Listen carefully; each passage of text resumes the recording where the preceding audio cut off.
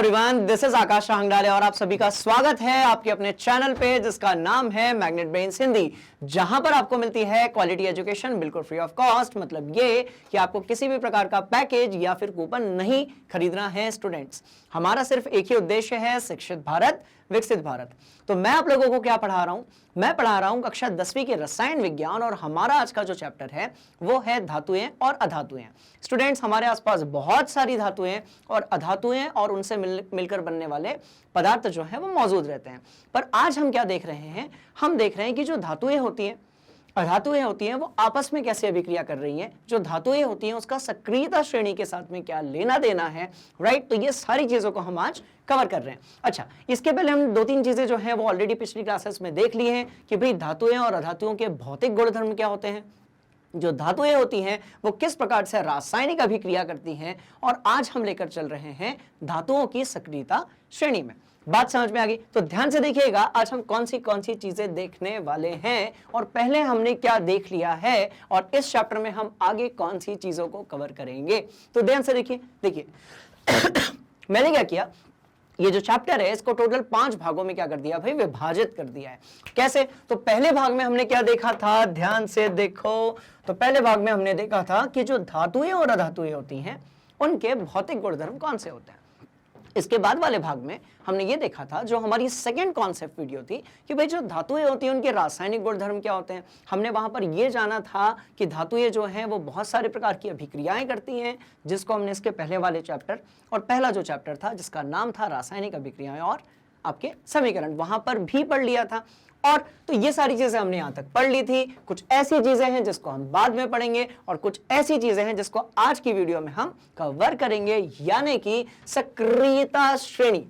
बात समझ में आ रही है? तो आज पूरा जो है हमारा टारगेट रहेगा सक्रियता श्रेणी पर। यह सिर्फ कक्षा 10वीं का एक टॉपिक नहीं है स्टूडेंट्स, कक्षा 11वीं, कक्षा 12वीं में भी केमिस्ट्री में बहुत सारे कॉन्सेप्ट्स जो हैं वो पूछे जाते हैं। कहां से? सक्रियता श्रेणी थे। बात समझ में आ गई? तो ध्यान से देखिएगा, यह है भाई आपकी सक्रियता श्रेणी, और केमिकल रिएक्शंस में इस सक्रियता श्रेणी का रिएक्टिविटी सीरीज का क्या लेना देना है, यह सब आज मैं आप लोगों के दिमाग के अंदर फिट करने वाला हूं। बात समझ में आ गई? तो सबसे पहले आप क्या करेंगे, सबसे पहले आप जो है सक्रियता श्रेणी अपनी कॉपी में बना लेंगे। बात समझ में आ गई? तो जल्दी से इसका एक स्क्रीनशॉट लीजिए और वीडियो को रिज्यूम कीजिए और कहां पर जाइए, स्क्रीनशॉट पर जाइए और अपनी कॉपी में आप बनाइए सक्रियता श्रेणी। बात समझ में आ गई? ये जो मूवी आपके सामने चल रही है इसके 2 एपिसोड्स हम ऑलरेडी देख चुके हैं, 2 एपिसोड्स हम अगली वाली क्लासेस में देखने वाले हैं। पर आज की जो क्लास है उसमें पूरा हम पढ़ने वाले हैं बढ़िया तरीके से सक्रियता श्रेणी, यानी कि रिएक्टिविटी सीरीज के बारे में। क्या कहते हो? बात समझ में आ गई? चलो सक्रियता श्रेणी बनाओ अपनी कॉपी में मेरे सभी स्टूडेंट्स। और क्या करेंगे भाई, ये जो यहां पर ऐसे ऐसे ऐसे ऐसे के स्टेटमेंट लिखी हुई है इसको अपनी कॉपी में आप नोट कर लो। चलो ठीक, कोई दिक्कत वाली बात, सवाल ही नहीं पैदा होता, सारे कॉन्सेप्ट्स दिमाग के अंदर होने वाले हैं स्टूडेंट्स फिट। ये वाली भी बनाएंगे आप सक्रियता श्रेणी, जिसमें आप देखेंगे कि सबसे ऊपर जो है वो आपका पोटेशियम है और सबसे नीचे जो है आपका गोल्ड है। आप प्लेटिनम को भी यहां पर ऐड कर सकते हो और बीच में कहीं पर होगा हमारा हाइड्रोजन। बात समझ में आ गई? यस और नो? तो बड़ी सिंपल सी स्टोरी है। अच्छा, याद रखने का तरीका क्या है सक्रियता श्रेणी को, तो वो भी हम देख लेते हैं। कितना बढ़िया तरीका है, ध्यान से देखो। Please stop calling me a careless zebra, instead try learning how copper saves gold. कितनी बढ़िया बात हो रही है, कॉपर सेव्स गोल्ड। यस और नो? तो इस तरीके से आप जो है सक्रियता श्रेणी को याद कर सकते हैं, पर इसको रटने की जरूरत नहीं है। हम क्या करेंगे, इतने सारे सवाल लगाएंगे कि हम आसानी से सक्रियता श्रेणी जो है उसको समझ सकते हैं। बात समझ में आ गई? चलिए, तो इसे भी स्क्रीनशॉट लेकर अपनी कॉपी में नोट कर लीजिए, इसे भी नोट कर लीजिए। और अब आने वाला है इस क्लास में बहुत ही ज्यादा मजा। क्यों? देखते हैं। अब नोट तो करो, कर लिया? चलो अब देखो, अब सवाल पैदा होता है कि सर ये जो सक्रियता श्रेणी है सॉरी, ये जो सक्रियता श्रेणी है ये आखिर हम क्यों पढ़ते हैं और अभिक्रियाएं जो होती हैं उसका इसके साथ क्या लेना देना है। तो ध्यान से देखिए, मैं यहां पर एक अभिक्रिया लिख रहा हूं, CuSO4 की मैंने अभिक्रिया कराई Fe के साथ में। तो क्या आपको यहां पर दो धातु ये दिख रही है, एक तो भाई Cu दिख रही है और एक Fe दिख रही है। अब आप मुझे ये बताओ सक्रियता श्रेणी में कि कॉपर कहां है, कॉपर कहां है, तो यहां है। हमारा जो तांबा है वो यहां पर है और आयरन यानी कि Fe कहां पर है, तो वो यहां पर है। तो एक काम करते हैं, हम अपनी वाली सक्रियता श्रेणी पर चलते हैं। ये देखो, ये रहा कॉपर और ये रहा आयरन। बात समझ में आ गई? अब देखो, तो ये बताओ कि ज्यादा क्रियाशील कौन सा है भाई? तो इसमें लिखा हुआ है कि ऊपर जाने की तरफ जो क्रियाशीलता है वो कैसी होती है? बढ़ती है। ऊपर जाने पर क्रियाशीलता कैसी होती है स्टूडेंट्स? बढ़ती बढ़ती बढ़ती बढ़ती है। सबसे ज्यादा क्रियाशील तो हम लिख सकते हैं अत्यधिक क्रियाशील। क्या लिख सकते हैं हम लिख सकते हैं स्टूडेंट्स अत्यधिक क्रियाशील। और सबसे कम तो न्यूनतम क्रियाशील कौन सा हो गया? प्लेटिनम हो गया। वैसे गोल्ड तक भी काम चल जाएगा। तो अब आप मुझे बताइए कि जो आपका Fe है और कॉपर यानी कि Cu है, राइट, इन दोनों में ज्यादा क्रियाशील कौन सा है भाई? अब ज्यादा क्रियाशील जो है वो आपका आयरन यानी कि Fe है। तो Fe क्या करेगा? इसको टारगेट करेगा और उसको वहां से हटाकर वो खुद कनेक्ट हो जाएगा। क्या आपको ये वाली कहानी समझ में आई? तो अब आप ध्यान से देखिए, अब ये जो एक अकेली अभिक्रिया है ये हमारे कितने सारे कॉन्सेप्ट्स को कनेक्ट करेगी। ध्यान से देखिएगा। इस अभिक्रिया के प्रकार को यदि मैं देखूं, इस अभिक्रिया के यदि मैं प्रकार को देखूं तो हम किसी और चैप्टर की बात करेंगे और हम बोलेंगे विस्थापन अभिक्रिया। क्या बोलेंगे भाई? विस्थापन अभिक्रिया। विस्थापन अभिक्रिया। यदि मैं अभिक्रिया के प्रकार को देखूं तो मैं कहूंगा विस्थापन अभिक्रिया। बात समझ में आ गई? पर यदि मैं ये देखूं, विस्थापन क्यों हुआ? क्योंकि जो आयरन था उसने कॉपर को क्या किया? साइड कर दिया। बात समझ में आ गई? पर यदि मैं इसको सक्रियता श्रेणी से कनेक्ट करने की कोशिश करूं तो मैं ये जानूंगा कि यहां पर जो आयरन था इसकी सक्रियता ज्यादा थी, कॉपर की सक्रियता कम थी। इसलिए क्या किया भाई? आयरन ने कॉपर को साइड कर दिया। बात समझ में आ रही है? अच्छा, अब इसको ये भी तो बोल सकते हैं ना कि आयरन जो था उसने कॉपर सल्फेट यानी कि उसके विलयन को, भाई क्या है कॉपर सल्फेट? क्या है? एक प्रकार का नमक है। तो नमक के विलयन से क्या बाहर निकाल दिया? Cu बाहर कर दिया और खुद जाकर कनेक्ट हो गया। मतलब एक धातु ने दूसरी जो धातु है उसको उसके विलयन से विस्थापित कर दिया। तो यही चीज हमने विस्थापन अभिक्रिया में भी पढ़ी थी। तो यदि हम अभिक्रिया का प्रकार देखें तो क्या होगा स्टूडेंट्स? विस्थापन अभिक्रिया। पर यदि हम देखें इसको इस जो आपका अध्याय है उसके संदर्भ में, तो हमें यह पता चलेगा कि ये जो अभिक्रिया हो रही है इसमें सक्रियता श्रेणी का एक रोल है। बात समझ में आ गई? तो सक्रियता श्रेणी ये कहती है कि जो तत्व ज्यादा सक्रिय होगा वो कम सक्रिय तत्व को क्या करेगा? विस्थापित कर देगा। तो जब कभी भी आप विस्थापन अभिक्रिया पढ़ेंगे आपके दिमाग में हमेशा आनी चाहिए रिएक्टिविटी सीरीज या फिर सक्रियता श्रेणी। बात समझ में आ गई? चलो नोट कर लो। तो सक्रियता श्रेणी का सीधा सीधा सीधा सीधा कनेक्शन है किसके साथ में? तो भाई विस्थापन अभिक्रिया के साथ में। बात समझ में आ गई? चलिए इसको नोट कर लीजिए। एकदम इजी वाली बात, परेशान बिल्कुल नहीं होना है स्टूडेंट्स, बड़ा ही सिंपल कॉन्सेप्ट है। तो जिसकी सक्रियता ज्यादा वो कम सक्रिय तत्व को क्या करेगा भाई? वो उसको वहां से हटा देगा। बात समझ में? दो तीन रिएक्शंस और देखते हैं और देखते हैं कि हमारे पास और कौन से कॉन्सेप्ट हैं इस पर्टिकुलर टॉपिक से। ठीक है, चलो नोट कर लो। कर लिया? ठीक। अब देखो, हटा देते हैं पूरा 1 मिनट के लिए। ठीक है, अब देखो, अब स्टूडेंट्स 2 रिएक्शन लिख रहा हूं, आप मुझे कोई भी 2 एलिमेंट बता दीजिए। कमेंट बॉक्स में बताइएगा सर कौन से 2 एलिमेंट की अभिक्रिया करवानी है। एक काम करते हैं, सोडियम और पोटेशियम, 2 सबसे जो सक्रिय हैं, सबसे जो ताकतवर है, उनको लड़ाते हैं, पोटेशियम और सोडियम को। तो ध्यान से देखिएगा इस अभिक्रिया को। ठीक है, ध्यान से देखो। अब एक अभिक्रिया मैं लिख रहा हूं, ध्यान से देखिएगा, बड़ा ही सिंपल है भाई। मैंने लिखा सोडियम के साथ में KCl और दूसरी अभिक्रिया में मैं लिख रहा हूं पोटेशियम के साथ में NaCl।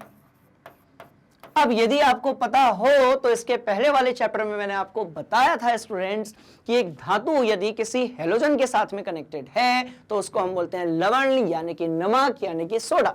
बात समझ में आ गई? एक धातु और हेलोजन का जो कॉम्बिनेशन है वो क्या होगा? तो वो होगा भाई एक प्रकार का लवण या फिर नमक।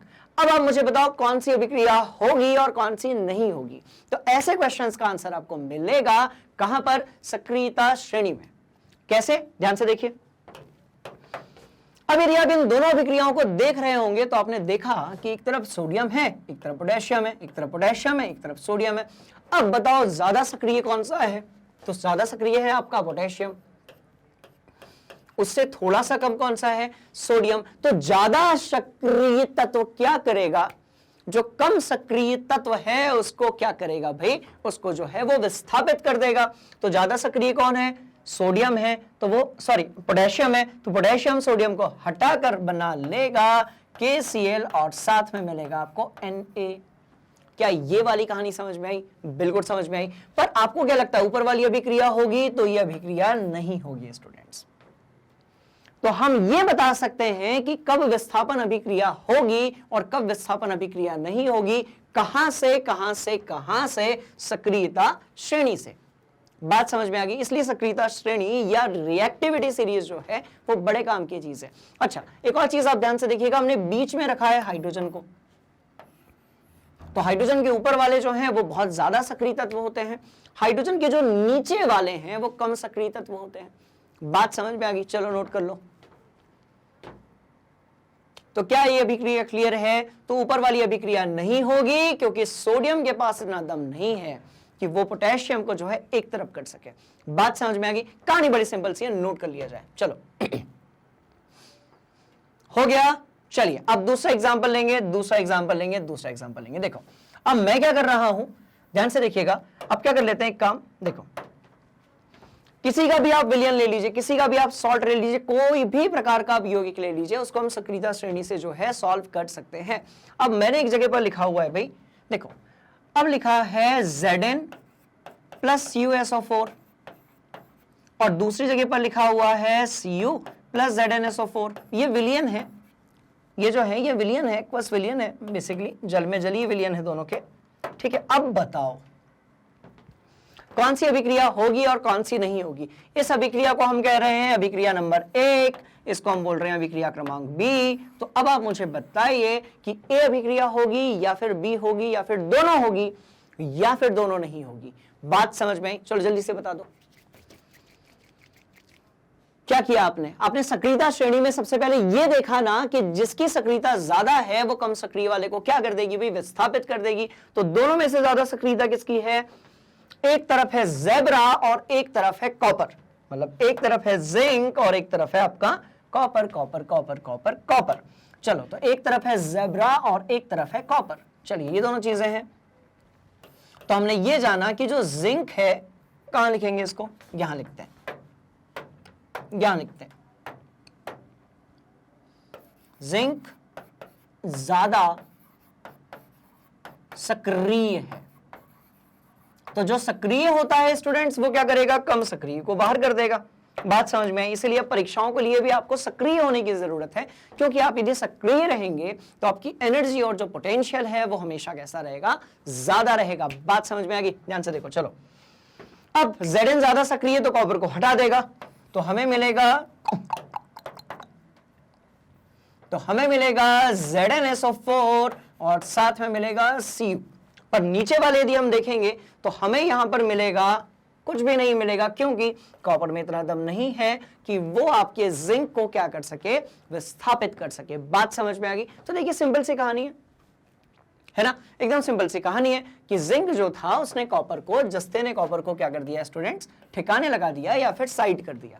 तो ये रोल था आपके सक्रियता श्रेणी का। बात समझ में आ गई? ऐसी बहुत सारी रिएक्शंस हैं जिनको आप देखकर बता सकते हो कि वो जो रिएक्शन है वो हो पाएगी या फिर नहीं हो पाएगी दो अभिकारकों के बीच में, राइट? और वहां पर आपका रोल क्या प्ले करेगी? सक्रियता श्रेणी। तो इस तरफ हो गए आपके अभिकारक, तो ये हो गए आपके अभिकारक और यहां पर मिल रहे हैं आपको उत्पाद। क्या ये कहानी भी आपको क्लियर है? बढ़िया, यस सर। चलिए, तो यदि ये बात समझ में आ गई तो हम आपको लेकर चलते हैं इसी चैप्टर के अगले वाले कॉन्सेप्ट की तरफ, और हम ये देखते हैं कि जो धातुएं होती हैं वो एक दूसरे के विलयन में किस प्रकार से अभिक्रिया करती हैं, जिसको ऑलरेडी हमने अभी पढ़ लिया है। थोड़ा और डीप में समझ लेते हैं, ठीक है। चलो नोट कर लो।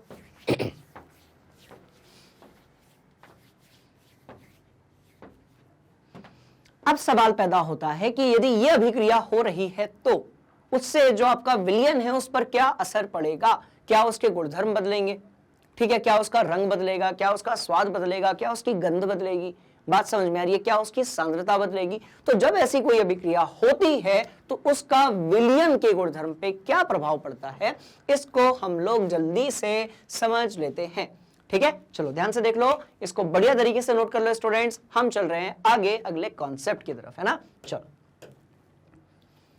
अब कह रहा है भाई कि धातु जो रहती है, ठीक है, धातु के जो आपके लवण रहेंगे,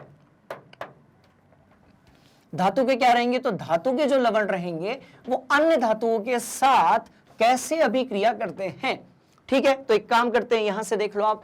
अब देखो, ये जो आयरन है ये ज्यादा सक्रिय है किससे भाई, कॉपर से। तो एक काम करते हैं स्टूडेंट्स, एक एक्सपेरिमेंट करते हैं। एक्सपेरिमेंट करने के लिए क्या करेंगे, तो ध्यान से देखिए, ध्यान से देखिए, ध्यान से देखिए, ध्यान से देखिए। अब क्या है, क्या है, क्या है, तो यहां पर आपको कॉपर सल्फेट का घोल दिख रहा होगा।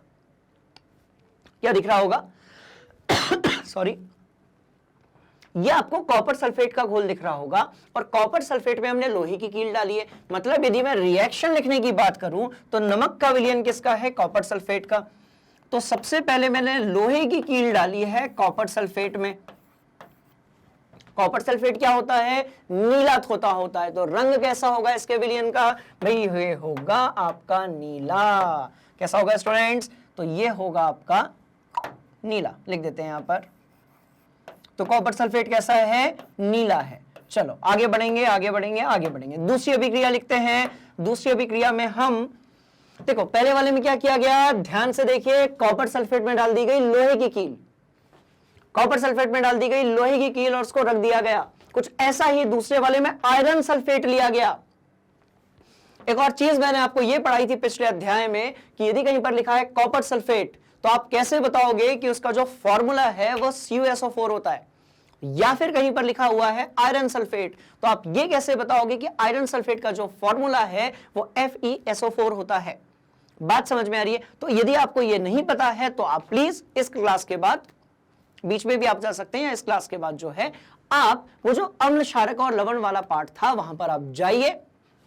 वहां पर मैंने सभी स्टूडेंट्स को यह सिखाया है कि कॉपर सल्फेट यदि कहीं लिखा हुआ है ऐसा तो उसका सूत्र क्या होगा, कहीं पर जिंक क्लोराइड लिखा है तो उसका सूत्र क्या होगा, कहीं पर अमोनियम फॉस्फेट लिखा है तो उसका सूत्र क्या होगा। सभी सूत्र बनाने में मैंने आप लोगों को वहां पर सिखाए हैं। बात समझ में आ रही है। चलो, और यदि आपका वो कॉन्सेप्ट क्लियर है तो हम आगे बढ़ते हैं। तो क्या क्या किया गया, एक परख नली ली गई, उसमें कॉपर सल्फेट का विलयन डाल दिया गया, बिल्कुल डाल दिया गया, और उसमें क्या किया गया, लोहे की जो एक कील थी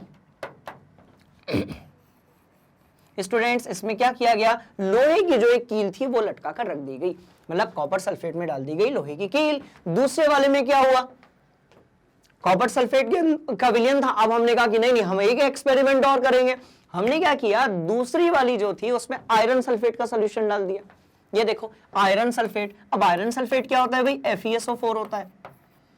कैसे होता है, तो जैसा कि मैंने अभी आपको बताया, पुरानी वाली वीडियो जाकर देखनी है, क्लास देखनी है, राइट। तो आयरन सल्फेट जो है वो हो गया FeSO4। तो उसमें क्या डाला गया, तो तांबे का तार डाला गया। देखो तांबे के कलर का भी दिख रहा होगा, भूरा लाल टाइप का जो होता है तो उसकी रिएक्शन क्या होगी, तो अब दूसरी वाली रिएक्शन क्या होगी, तो ये होगी आपकी Cu के साथ में FeSO4। ठीक है। अब ये पता लगाते हैं कि कहां पर अभिक्रिया हुई, और यदि अभिक्रिया हुई तो इस एक्सपेरिमेंट से हमें क्या पता चला। तो ध्यान से देखिएगा क्या हुआ। थोड़ी देर बाद जो लोहे की कील थी उसके ऊपर एक परत आ गई बच्चों। थोड़ी देर बाद जो लोहे की कील थी उसके ऊपर क्या आ गई, एक ऐसे भूरे रंग की परत आ गई। पर जो तांबे का तार था, क्योंकि तांबे की कील नहीं हो सकती, कील जो है वो उतनी मजबूत नहीं होती है, तो जो तांबे का तार था उसके ऊपर कोई भी परिवर्तन नहीं आया। इसका मतलब ये कि तांबे ने आयरन सल्फेट के साथ कोई भी प्रकार की आपकी जो अभिक्रिया है वो नहीं की। इसका मतलब कोई अभिक्रिया नहीं हुई, कोई अभिक्रिया नहीं हुई। क्या कहते हो? कोई भी अभिक्रिया नहीं हुई। तो बस इतनी सी कहानी है स्टूडेंट। सबसे पहले तो आप ये भूल जाएं कि आपका जो सिलेबस है वो बहुत बड़ा है, आपको बहुत सारी चीजें पढ़नी है, कुछ नहीं है। आप मेरे साथ बने रहिए, मैग्नेट ब्रेन्स हिंदी के साथ बने रहिए। यहां पर हर एक कॉन्सेप्ट को हम अच्छे तरीके से डिस्कस करेंगे, ठीक है? और पूरी कोशिश करेंगे कि आपको किसी भी कॉन्सेप्ट को रटना ना पड़े, क्योंकि परीक्षाएं जब पास में आ जाती हैं, आप लोग इतने डर जाते हो, इतने परेशान हो जाते हो, जल्दी जल्दी चीजों को रटना स्टार्ट कर देते हो। उस समय समझ में आ जाता है, फिर 2 दिन बाद भूल जाते हो। तो अपने को रटना नहीं है, अपने को क्या करना है, हमें जो है उस कॉन्सेप्ट को इतना कॉन्क्रीट करना है, ठीक है, इतना मजबूत करना है कि उससे कोई भी प्रकार का यदि सवाल पूछा जाए तो वो हमें बनना चाहिए। अब CuSO4 की FeSO4 से जो अभिक्रिया आपने कराई, कोई अभिक्रिया हुई ही नहीं। अब जब कोई अभिक्रिया नहीं होगी तो जो तांबे का तार है उसका रंग नहीं बदलेगा, तो विलयन का भी रंग नहीं बदलेगा। पर अब क्या होगा, ध्यान से देखना। अब यहां पर क्या होगा कि जो Fe है उसने कॉपर को हटा दिया। क्यों हटा दिया? इसलिए हटा दिया क्योंकि आपने देखा कि जो Fe है वो Cu से कहां पाया जाता है भाई? ऊपर पाया जाता है। इसकी जो क्रियाशीलता है वो ज्यादा है, कॉपर की जो क्रियाशीलता है वो कम है। कहानी बड़ी सिंपल है, राइट? तो इससे हुआ क्या, आयरन ने कॉपर को हटा दिया, तो जो सल्फेट वाला भाग है वो आयरन के ऊपर आकर चिपक गया। तो क्या बन गया? FeSO4। क्या बन गया? FeSO4 बन गया। और साथ में आपका जो कॉपर है वो बाहर आ गया। तो कॉपर के बाहर आने से क्या हुआ, जो विलयन था वो नीले से कैसा हो गया? विलयन जो था वो नीले से कैसा हो गया स्टूडेंट्स? नीले से जो पूरा विलयन है वो कैसा हो गया? हरा हो गया। तो विलयन नीले से कैसा हो गया? हरा हो गया। तो विलयन का भी रंग बदल गया और लोहे की जो कील है उसका भी रंग बदल गया। क्यों बदल गया भाई? क्योंकि जो FeSO4 है वो विलयन में गया, विलयन हरा हो गया, और Fe यानी कि आयरन के ऊपर जो है सल्फेट की आपकी क्या आ गई भाई? परत आ गई। फिर कॉपर बाहर निकल गया, सल्फेट की परत आ गई। तो उससे क्या हुआ कि आयरन के जो कील थी उसका रंग बदल गया। तो इसका मतलब ये हुआ कि जो कील है Fe कील, और क्या था? तांबे का तार था। तो दोनों देख लेते हैं। तांबे का तार, बात समझ में आ रही है? तो इसका जो रंग है वो बदल गया। देखो रंग बदल गया, वहां पर अलग था, यहां पर अलग था।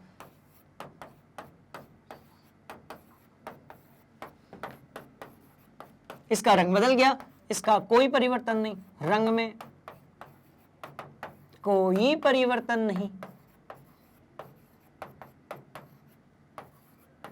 तो क्या आपको ये कहानी समझ में आई? कहने का मतलब ये है कि जब एक धातु को दूसरी धातु के लवण में डाला जाए, अब लवण क्यों कहते हैं इसको, तो वो भी कहानी इंटरेस्टिंग है, ये भी बताई गई थी। किसी भी धातु के साथ यदि फॉस्फेट लगा होता है, कार्बोनेट लगा होता है, सल्फेट लगा होता है, ऐसी कोई चीज लगी होती है तो उसको हम क्या बोलते हैं स्टूडेंट्स? लवण बोलते हैं। बात समझ में आ रही है? हैलोजन यदि लगा है तो उसको भी हम क्या बोलते हैं? लवण बोलते हैं। बात समझ में आ गई? तो एक धातु को दूसरे धातु के विलयन में, लवण के विलयन में जब आपने डाला तो कभी अभिक्रिया होगी और कभी अभिक्रिया नहीं होगी। ये कैसे बताओगे आप? ऐसे बताओगे सक्रियता श्रेणी की मदद से। बात समझ में आ गई? तो कहानी बड़ी इंटरेस्टिंग है, बिल्कुल आसान है। अब सक्रियता श्रेणी याद कैसे करेंगे? ये लो, प्लीज से स्टार्ट करो, गोल्ड पे खत्म करो। बात समझ में आ रही है? तो ऐसे आप सक्रियता श्रेणी को याद कर सकते हो। तो क्या आपको ये पूरी कहानी समझ में आ गई? वीडियो को रोकिए 1 मिनट के लिए और इस पूरे कॉन्सेप्ट को अपनी कॉपी में बढ़िया तरीके से लिखिए और ऊपर एक हेडिंग दीजिएगा, किसी विलयन में, धातु के एक विलयन में किसी दूसरी धातु को डालने पर यदि कोई अभिक्रिया हो रही है तो वो किसका योगदान है? सक्रियता श्रेणी का योगदान है। बात समझ में आ गई? चलो इसको भी नोट कर लो। इजी या मुश्किल, क्या कहते हो? कहानी एकदम इंटरेस्टिंग है, एकदम आसान है ना? चलो नोट कर लिया। अब बढ़ते हैं आगे और देखते हैं कि हमारे सिलेबस में और क्या है। अब धातु के विलयन के साथ अभिक्रिया कराई। अब आप कह रहे हो कि भाई धातु की अभिक्रिया धातुओं के साथ कराएंगे। अच्छा, ये वाली बात है। चलो, एक तरफ धातुएं हैं, एक तरफ कैसी हैं, अधातुएं हैं। दोनों दोनों दोनों दोनों दोनों आपस में क्या करेंगे स्टूडेंट्स? तो दोनों आपस में करने वाली हैं अभिक्रियाएं। और दोनों अभिक्रियाएं जब करती हैं तो क्या होता है उसको भी हम समझ लेते हैं। बात समझ में आ गई? तो दोनों यदि अभिक्रिया करेगी तो क्या होगा उसको भी हम समझ लेते हैं। क्या कहते हो? बात समझ में आ रही है? दोनों यदि आपस में अभिक्रियाएं करेंगी तो कैसी अभिक्रियाएं करेंगी, इसको देख लेते हैं। अब इस चीज को देखने के लिए हमें चलना पड़ेगा कहां पर? ध्यान से देखिएगा, हमें चलना पड़ेगा यहां पर, और हमें कुछ ऐसी रसायन विज्ञान की शब्दावली देखनी पड़ेगी जो आपको पहले भी पढ़ाई जा चुकी है, अभी मैं फिर से पढ़ा रहा हूं क्योंकि ये बड़ी इंपॉर्टेंट चीज है। इनफैक्ट आपके 11th 12th क्लास के यदि कोई भैया दीदी या सीनियर हैं तो आप उनको ये वाला जो लेक्चर है जिसमें मैं आपको ये सारी चीजें बताऊंगा और कैसे बताऊंगा कि आयनिक बंध कैसे बनता है। बात समझ में आ रही है? ये सारी चीजें भी आप उन लोगों को रिकमेंड कर सकते हैं कि आप यहां से कॉन्सेप्ट को सीख लीजिए। क्योंकि होता क्या है स्टूडेंट्स, हम लोग बस पढ़ते रहते हैं, रटते रहते हैं, होमवर्क करते रहते हैं, नोट्स बनाते रहते हैं, कॉपी कंप्लीट करते रहते हैं, पर जो कॉन्सेप्ट होता है ना उस पर फोकस कम करते हैं। इसलिए होता क्या है कि फिर परेशानी जाती है जब थोड़ा भी सवाल घुमा फिरा कर पूछ लिया जाए।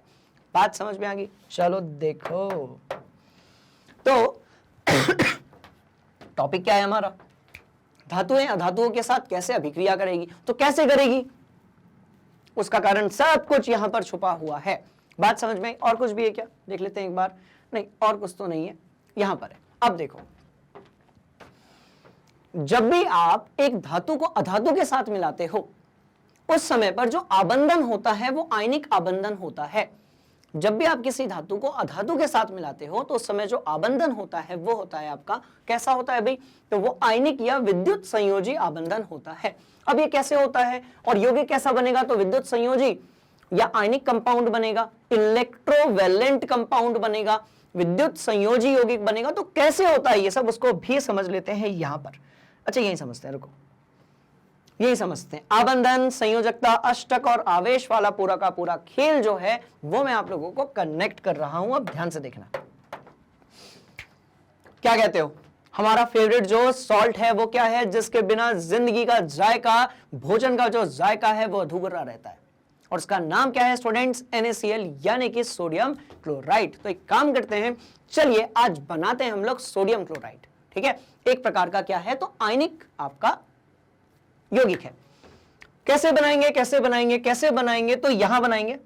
ये देखो, ये रहा आपका सोडियम और इसका परमाणु क्रमांक कितना है भाई? 11 है। अब परमाणु क्रमांक 11 है तो कोई इलेक्ट्रॉनिक विन्यास होगा। अब ये मत बोलना कि सर इलेक्ट्रॉनिक विन्यास ही नहीं पता। ये नहीं पता तो कोई परेशानी वाली बात नहीं है, मैग्नेट ब्रेन्स हिंदी पर सब कुछ अवेलेबल है, बिल्कुल फ्री ऑफ कॉस्ट। करना क्या है, कक्षा 9वीं वाले आप प्लेलिस्ट पर जाइए, मैं आपको बताऊंगा इस क्लास के बाद में कि किस तरीके से आप डायरेक्ट एक्सेस कर सकते हैं किसी भी क्लास के, किसी भी कॉन्सेप्ट के, किसी भी वीडियो पे। बात समझ में आ रही है? वहां पर आप जाएंगे और वहां पर आप देखेंगे कि परमाणु की संरचना वाला जो अध्याय था वहां पर मैंने ये सारी चीजें बताई हैं। बात समझ में आ गई? तो सोडियम का इलेक्ट्रॉनिक विन्यास लिख लिया और क्लोरीन का इलेक्ट्रॉनिक विन्यास लिख लिया। कितना हो गया भाई? 2, 8 हो गया और 7 हो गया। अब जब मैं आगे बढ़ रहा हूं उससे पहले आप मुझे यह बताइए कि अष्टक का नियम क्या कहता है। ठीक है, उसको आप कमेंट बॉक्स में लिखिए, फिर हम बढ़ते हैं आगे। ठीक, चलो लिख लिया स्टूडेंट्स? सिंपल सी कहानी है। तो सोडियम आपका क्या है? अब देखो अष्टक का नियम क्या कहता है। तो आप में से बहुत सारे बच्चों ने यह लिखा होगा कि सर हर परमाणु और तत्व, एक समान परमाणु को यदि हम आपस में जोड़ देंगे तो जो पदार्थ मिलेगा वो होगा तत्व। बात समझ में आ रही है? अच्छा, बहुत सारे ऐसे बच्चे होते हैं ना, बहुत सारी पढ़ाई कर लेते हैं पर उनको जो बेसिक चीजें होती हैं वो उसको समझना कई बार भूल जाते हैं। तो परमाणु क्या है? एक अकेला। तत्व क्या है स्टूडेंट्स? तो ढेर सारे परमाणुओं को यदि आपने आपस में मिला दिया तो जो चीज मिली वो क्या होगा? आपका तत्व होगा। बात समझ में आ गई? अब क्या क्या क्या क्या क्या? तो अष्टक का नियम ये कहता है स्टूडेंट्स कि यदि हम हर परमाणु जो है, हर तत्व जो है, हर परमाणु अपनी अंतिम कक्षा में क्या करना चाहता है? 8 इलेक्ट्रॉन पूर्ण करना चाहता है।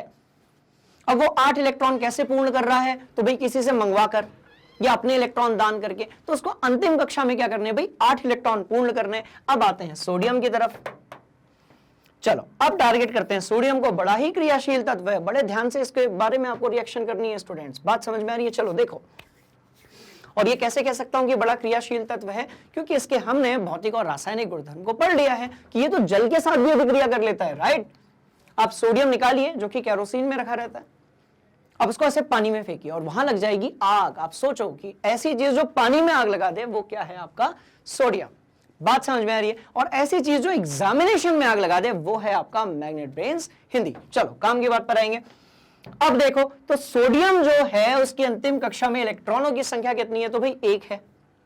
अब जब इलेक्ट्रॉनों की संख्या 1 है, इसका मतलब क्या हुआ कि अष्टक पूरा करने के लिए या तो 7 इलेक्ट्रॉन मंगवा ले, पर यह बड़ा घाटे का सौदा होगा, क्योंकि आप यदि 7 इलेक्ट्रॉन कहां से, कौन देगा 7 इलेक्ट्रॉन उसको, तो वो क्या करता है, अपना 1 इलेक्ट्रॉन दान कर देता है। अब सोडियम ने 1 इलेक्ट्रॉन दान किया तो उसका इलेक्ट्रॉन निकल गया, मतलब उसके अंदर से ऋण आवेश बाहर निकल गया। अब किसी चीज से ऋण आवेश बाहर निकलेगा, इसका मतलब क्या होगा कि उसके पास धन आवेश आ गया। बात समझ में आ रही है। तो कहानी इंटरेस्टिंग है। यहां से 1 इलेक्ट्रॉन बाहर निकलेगा, क्या पूर्ण करने के लिए, अष्टक पूर्ण करने के लिए। बात समझ में आ गई। तो 1 इलेक्ट्रॉन बाहर, यहां से 1 electron, 1 electron, 1 electron, 1 electron sorry, यहां से 1 इलेक्ट्रॉन, क्या बनाएंगे, इलेक्ट्रॉन, क्या कहते हो, यहां से 1 इलेक्ट्रॉन जो है स्टूडेंट्स वो क्या हो जाएगा, तो ये बाहर हो जाएगा।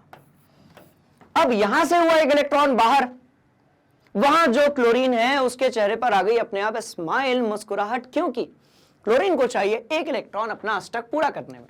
तो कहने का मतलब यह है स्टूडेंट्स की जो पूरी केमिस्ट्री बनी है ना, इसके पीछे का जो कारण है वो क्या है, ये अष्टक का नियम।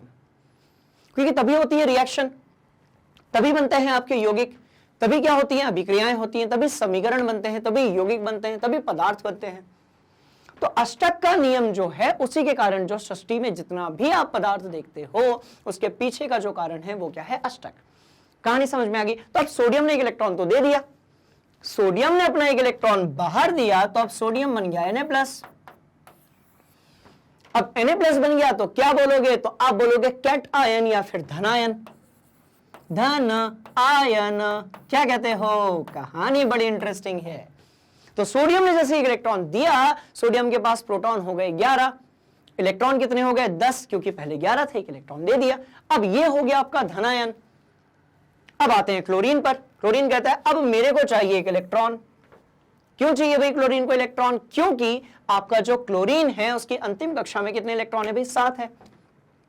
तो क्लोरीन ने मंगवाया 1 इलेक्ट्रॉन, क्लोरीन ने मंगवाया, यहां 1 इलेक्ट्रॉन जुड़ेगा, यहां जो है 1 इलेक्ट्रॉन, 1 इलेक्ट्रॉन, 1 इलेक्ट्रॉन, 1 इलेक्ट्रॉन जुड़ेगा। क्या कहते हो स्टूडेंट्स, बात समझ में आ गई। तो यहां पर 1 इलेक्ट्रॉन जो है वो क्या होगा, तो जुड़ जाएगा, जुड़ेगा। तो इतनी सी तो कहानी है। तो यहां पर 1 इलेक्ट्रॉन क्या होगा स्टूडेंट्स, तो जुड़ जाएगा। तो क्लोरीन में जब 1 इलेक्ट्रॉन जुड़ेगा तो क्लोरीन बनाएगा, घबराना नहीं है, Cl नेगेटिव। अब Cl नेगेटिव का जब आप इलेक्ट्रॉनिक विन्यास लिखोगे तो ये होगा 2 8 और 8, और आप Na+ का जब आप इलेक्ट्रॉनिक विन्यास लिखोगे तो ये होगा 2 और 8। अच्छे से लिख लेते हैं इसको। ये रहा आपका Na+, परमाणु क्रमांक में कोई भी परिवर्तन नहीं आएगा, क्योंकि परमाणु क्रमांक जो है वो क्या होता है, प्रोटॉनों की संख्या, और प्रोटॉनों की संख्या में कोई भी परिवर्तन नहीं आया है, सिर्फ इलेक्ट्रॉनों की संख्या में परिवर्तन आया है। और उसके पीछे की कहानी किसने लिखी है, अष्टक के नियम ने। तो अब ये कितना हो गया स्टूडेंट्स, तो ये हो गया 2 और 8। तो Na+ बन गया आपका धनायन और Cl- बन गया आपका ऋणायन। ऋण आयन, आयन, आयन, आयन। अब ध्यान से देखो, हो गया। बस यहीं से जो है रसायन विज्ञान का खेल शुरू होता है कि आपके पास एक तरफ धनायन है और एक तरफ ऋणायन है। अब ये हम सब जानते हैं कि भैया यदि एक पॉजिटिव है दूसरा नेगेटिव है तो दोनों के बीच में होता है आकर्षण, यानी कि अट्रैक्शन। बात समझ में आ रही है, ठीक है। तो अब ध्यान से देखेंगे तो यहां पर क्या है, ये हो गया Cl नेगेटिव और ये हो गया Na पॉजिटिव। अब दोनों के बीच में क्या होगा, तो 2 प्रकार के हमारे पास आयन हैं और दोनों के बीच में अब क्या होगा, तो दोनों के बीच में होगा आकर्षण, और आकर्षण होने के कारण दोनों एक दूसरे से कनेक्ट हो जाएंगे और निर्माण होगा आयनिक यौगिक का। निर्माण किसका होगा? आयनिक यौगिक का। और आयनिक यौगिक जो होंगे उसको हम क्या बोलेंगे? विद्युत संयोजी। अब विद्युत संयोजी क्यों बोलेंगे? इलेक्ट्रोवैलेंट क्यों बोलेंगे? क्योंकि इनके जो वैलेंस इलेक्ट्रॉन थे, संयोजी इलेक्ट्रॉन थे, संयोजक इलेक्ट्रॉनों की जो संख्या थी उसमें आया परिवर्तन। कैसे आया? ऐसे आया। तो भाई संयोजक इलेक्ट्रॉन क्या होते हैं वो भी समझ लेते हैं। ये लो, संयोजक इलेक्ट्रॉन समझ लेते हैं, संयोजकता समझ लेते हैं, आवेश समझ लेते हैं, अष्टक समझ लेते हैं। क्या कहते हो? कहानी समझ में आ रही है? तो मैंने कहा संयोजक इलेक्ट्रॉन। तो संयोजक इलेक्ट्रॉन क्या होते हैं? किसी भी परमाणु की अंतिम कक्षा में इलेक्ट्रॉनों की जो संख्या होती है। स्टूडेंट्स मुझे बताना क्या आपको यह समझ में आ रहा है कि नहीं आ रहा है? हम सिर्फ ये नहीं चाहते हैं कि एक वीडियो बनाया डाल दिया, अब आपको समझ में आ रहा है नहीं आ रहा है वो आपकी प्रॉब्लम है, ऐसा हम चाहते ही नहीं। हमारा उद्देश्य बड़ा क्लियर है कि आप यदि हमारे प्लेटफॉर्म पे पढ़ रहे हैं तो आपका नॉलेज बढ़ना चाहिए और आपका जो रिजल्ट है वो सबसे अच्छा आना चाहिए। बात समझ में आ रही है? देखो खेल शुरू करते हैं। तो संयोजक इलेक्ट्रॉन क्या होगा? तो अंतिम कक्षा में इलेक्ट्रॉनों की संख्या, अंतिम कक्षा में इलेक्ट्रॉनों की संख्या। मतलब ये कि जब आप बात सोडियम की करते हैं स्टूडेंट्स तो आपका आंसर होगा 2 8 and 1, पर जब बात क्लोरीन की होगी तो आपका आंसर होगा 2 8 और 7। तो ये सब मैंने कक्षा 9 में पढ़ाया है, बहुत डीप में पढ़ाया है, एक कॉन्सेप्ट के साथ पढ़ाया है। 9, 10, 11, 12 यदि रसायन विज्ञान में आपको केमिकल बॉन्डिंग में या आपको रसायन कैसे बनते हैं उसमें, या किस प्रकार का आबंधन है, सहसंयोजी है, उपसहसंयोजी है, या फिर आपका आयनिक है, इसमें कोई भी परेशानी मैं नहीं जाने दूंगा। ये सारी चीजों को मैंने कवर किया है कक्षा 9वीं की जो आपकी परमाणु की संरचना वाला जो अध्याय है वहां पर। ठीक है, अब देखो क्या कहते हो? अब एक इलेक्ट्रॉन यहां 7 है, तो भाई संयोजक इलेक्ट्रॉन इसका 1 हो गया, इसका 7 हो गया। पर जब आपने सोडियम को बनाया, क्या? जब आपने सोडियम को बनाया Na+, जैसे ही आपने सोडियम को Na+ बनाया उसमें से एक इलेक्ट्रॉन बाहर निकल गया और ये हो गया 2 8, और ये क्लोरीन जो था, ठीक है, यहां ऋण आ जाएगा, तो ये हो गया आपका 2 8 और 8। अब आप ध्यान से देखो, ध्यान से देखो, ध्यान से देखो। अब संयोजी इलेक्ट्रॉन दोनों के पास कितने हैं? तो भाई 8 8 हैं और अष्टक का नियम जो है वो पूरा हो चुका है। अब बताओ क्या संयोजी इलेक्ट्रॉनों की संख्या में परिवर्तन आया? बिल्कुल आया, इसलिए हम कहते हैं इसको विद्युत संयोजी आबंधन। बात समझ में आ गई? तो कहानी बड़ी इंटरेस्टिंग है, आगे बढ़ेंगे और कॉन्सेप्ट को थोड़ा सा और बूस्ट करेंगे। ठीक है, अब देखो तो संयोजी इलेक्ट्रॉन कितने थे? 1, यहां कितने थे? 7, इस आयन में कितने हैं? 8, और यहां पर भी कितने हैं? 8। तो जब कभी भी संयोजी इलेक्ट्रॉनों की संख्या 8 हो जाएगी, इसका मतलब यह हुआ कि वहां पर जो है आपकी अष्टक पूरा हो चुका है। तो ये संयोजक इलेक्ट्रॉन थे। अब समझ लेते हैं स्टूडेंट्स की संयोजकता क्या खेल है, तो ये भी समझेंगे। लिए लो यार, लो देखो, अभी तो सब बताता हूं मैं आप लोगों को। देखो तो संयोजकता क्या है? संयोजकता, तो संयोजकता क्या है? ध्यान से देखिएगा। क्या अष्टक पूरा करने के चक्कर में जो इलेक्ट्रॉन थे उनका आदान प्रदान हुआ? सोडियम ने कहा तू 1 ले ले, मेरे को 8 करने दे, 1 दिया, 8 कर लिया। क्लोरीन ने कहा यार मेरे को 1 दे दे, मेरे को भी 8 करने दे। तो अष्टक पूरा करने के चक्कर में, ये चक्कर तो बड़ा अच्छा है, तो अष्टक पूरा करने के चक्कर में याद रखिएगा, सिर्फ कक्षा 10वीं में तो ये है ही अपने सिलेबस में, पर आप 11 12th में जो आपके सीनियर्स हैं, बड़े भैया दीदी, उनको ये वीडियो रिकमेंड कर सकते हैं, क्योंकि वो लोग सिर्फ रटते रहते हैं रसायन विज्ञान है तो रटो रटो रटो, तो वो रटते रहते हैं। बात समझ में आ रही है स्टूडेंट्स? रटना बिल्कुल भी नहीं है। बहुत सारे बच्चे ऑफलाइन क्लासेस में भी, अलग अलग जो प्लेटफॉर्म है जहां पर मैं कभी पढ़ाया करता था या पढ़ाता हूं, वहां पर बहुत सारे ऐसे बच्चे होते हैं, उनको ये लगता है सर केमिस्ट्री है रट लेंगे, फिजिक्स है न्यूमेरिकल सॉल्व कर लेंगे, मैथ्स में मजा आता है क्योंकि फॉर्मूले को देखकर सॉल्व करना है। तो ऐसा नहीं है। बात समझ में आ रही है? केमिस्ट्री में भी कॉन्सेप्ट्स होते हैं, ठीक है, बस आपको उसको समझने की देरी है, और यदि एक बार समझ लिया तो फिर होता है खेल।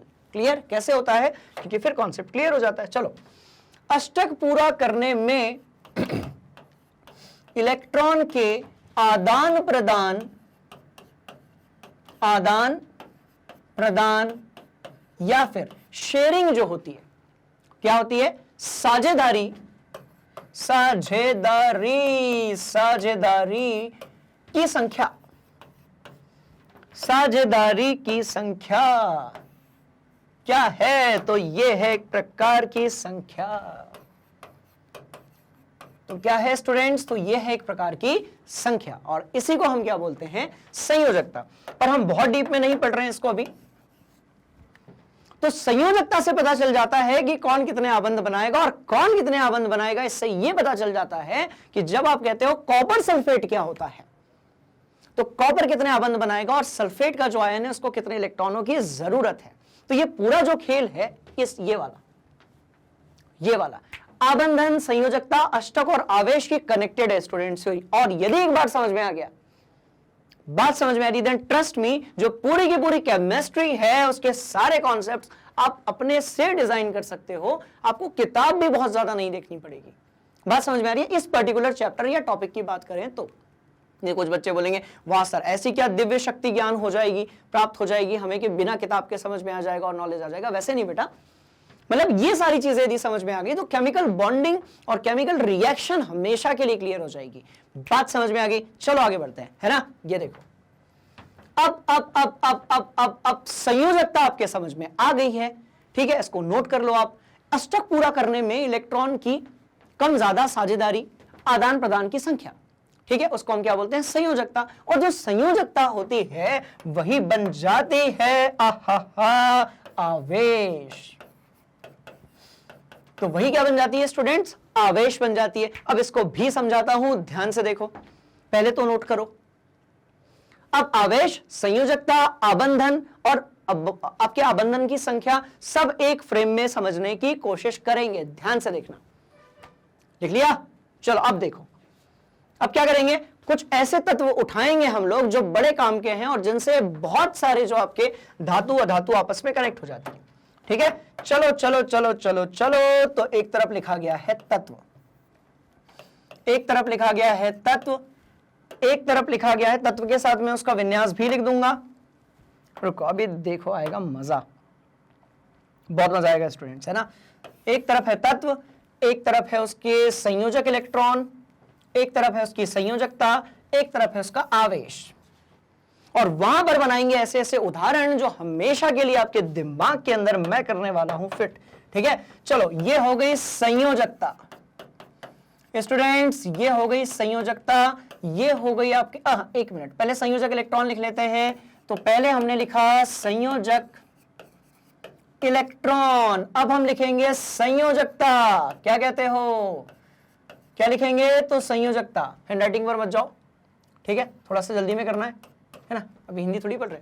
संयोजक इलेक्ट्रॉन हो गया, संयोजकता हो गई हो गई हो गई हो गई। और क्या करेंगे? अब देखेंगे हम आबंधन, कितने आबंध बनाएगा। तो जैसे था ना कितने आदमी थे, तो यहां पर भी चलेगा बच्चों, कितने आबंध थे, यस और नो। तो ये हो जाएगा कितने आबंध, ठीक है। अरे कहां कहां लग रहा है आबंध, ठीक है। चलो ये आबंध लिखा हुआ है। हाँ, और क्या होगा? क्या आवेश। तो पूरा का पूरा जो खेल है, मैं अभी फिर से कह रहा हूं आप लोगों को, ये बड़ी काम की चीज है स्टूडेंट्स। क्यों है? क्योंकि सिर्फ ये कॉन्सेप्ट नहीं है, इसमें भरमार है पूरे के पूरे रसायन विज्ञान के सारे कॉन्सेप्ट्स की। केमिकल बॉन्डिंग, फॉर्मूला, रिएक्शन, सब कुछ यहां से क्लिक हो जाता है, क्लियर हो जाता है। ध्यान से देखो, पढ़ ही लेते हैं, निपटा ही देते हैं इसको, ठीक है। तो अब तत्व ले लेते हैं। चलो देखो, एक तरफ लिया सोडियम, एक तरफ लिया मैग्नीशियम, एक तरफ लिया एल्यूमिनियम, एक तरफ लिया ऑक्सीजन, एक तरफ लिया क्लोरीन।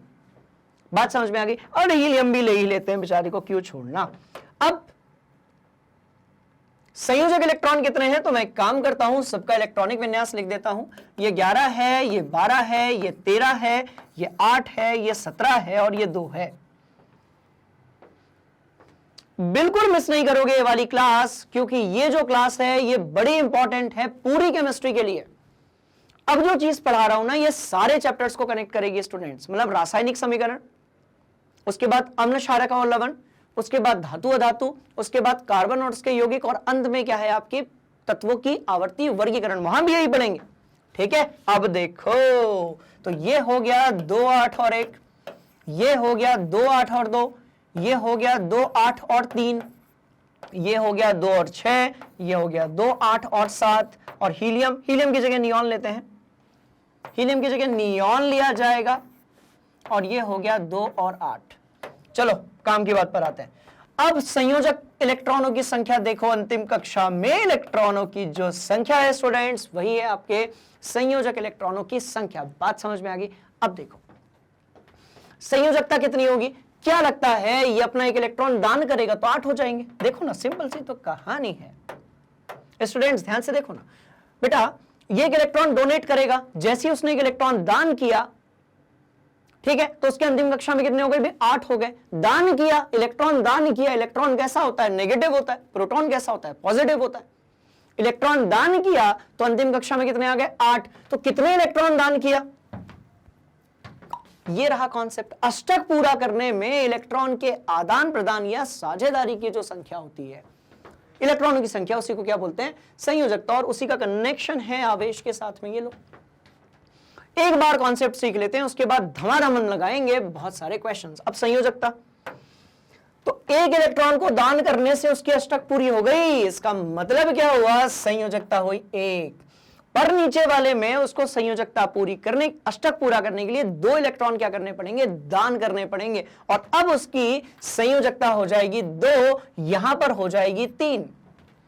अब कुछ बच्चे बोल रहे होंगे जोश में, क्योंकि कोई तो फ्लो में ही रहते हैं, मेरे 9-10 के जो बहुत सारे नन्हे मुन्ने बच्चे हैं वो फ्लो में रहते हैं, बोलेंगे सर 6 संयोजकता होगी। तो ऐसा नहीं होगा बेटा। क्यों नहीं होगा? ध्यान से देखो, अब यहां 2 है, यहां 6 है। अब इसको क्या चाहिए? इसको 8 पूरे करने, इसको 8 पूरे करने। अब ये 6 इलेक्ट्रॉन देगा नहीं, अब ये 2 मंगवाएगा। स्मार्ट है ऑक्सीजन, राइट? तब तो भैया उसके बिना हमारा जीवन जो है वो अधूरा है, ठीक है? तो यहां संयोजकता कितनी? 2। पर 2 कैसा लेगा? 2 वो इलेक्ट्रॉन जो रहेंगे उसको लेगा, और ये 3 इलेक्ट्रॉन देगा, ये 3 इलेक्ट्रॉन देगा, ये 1 इलेक्ट्रॉन देगा। कहानी समझ में आ रही है? अब ऐसे ही जो क्लोरीन है, क्लोरीन का कहना है यार बड़ा दर्द है, एक इलेक्ट्रॉन जो है वो मेरा पूरा ही नहीं हो पा रहा है, अष्टक पूरा ही नहीं हो पा रहा है। तो क्लोरीन इज लाइक, मेरे को 1 इलेक्ट्रॉन दे दो बाबूजी कहीं से भी। तो क्लोरीन इज लाइक 1 इलेक्ट्रॉन दे दो मेरे को। तो क्लोरीन ने 1 इलेक्ट्रॉन ले लिया। तो इलेक्ट्रॉन देने और लेने की जो संख्या है अष्टक पूरा करने के लिए, बस वही कहलाती है स्टूडेंट संयोजकता। कहानी समझ में आ गई? और इसका सीधा सीधा कनेक्शन है आबंध के साथ में और आवेश के साथ में। अब देखो, अब आते हैं नियॉन पे। अब नियॉन इज लाइक भैया अपनी लग गई है सरकारी नौकरी, अपने अंतिम कक्षा में 8 इलेक्ट्रॉन पूरे हो चुके हैं। अब अपने को परेशान होने की जरूरत नहीं है, अब आप आपस में आराम से हम जो है जीवन यापन कर सकते हैं, क्योंकि अंतिम कक्षा में कितने हो गए भी? 8 हो गए। बात समझ में आ गई? तो अब ये ना तो कोई इलेक्ट्रॉन देगा और ना ही लेगा, क्योंकि इसमें ना तो इलेक्ट्रॉन लेने हैं और देने, उसका अष्टक पूरा है। तो वो उसकी संयोजकता कितनी हो गई? 0। तो क्या आपको संयोजक इलेक्ट्रॉन संयोजकता समझ में आई? बोलिए यस सर। अब आबंध की संख्या कितनी होगी? होगी होगी होगी होगी। तो आबंध की संख्या कितनी? तो इसकी 1, इसकी 2, इसकी 3, इसकी 2, इसकी 1 और इसकी 0। इसीलिए आपने सोडियम नाइट्रेट सुना होगा, नाइट्रोजन डाइऑक्साइड सुना होगा, सल्फर डाइऑक्साइड सुना होगा, आपने बहुत सारी चीजें सुनी होंगी, पर आपने कभी भी नियॉन ऑक्साइड नहीं सुना, नियॉन क्लोराइड नहीं सुना, सोडियम नियॉन नहीं सुना। काहे? क्योंकि आपका जो नियॉन है वो इलेक्ट्रॉन ना तो लेता है ना तो देता है। बात समझ में आ रही है? वो सेटल हो चुका है, वो एकदम स्थिर है, स्टेबल हो चुका है, ठीक है? चलो चलो चलो, तो संयोजकता का सीधे कनेक्शन किसके साथ में स्टूडेंट्स? आबंधन के साथ में। अब आवेश क्या होगा?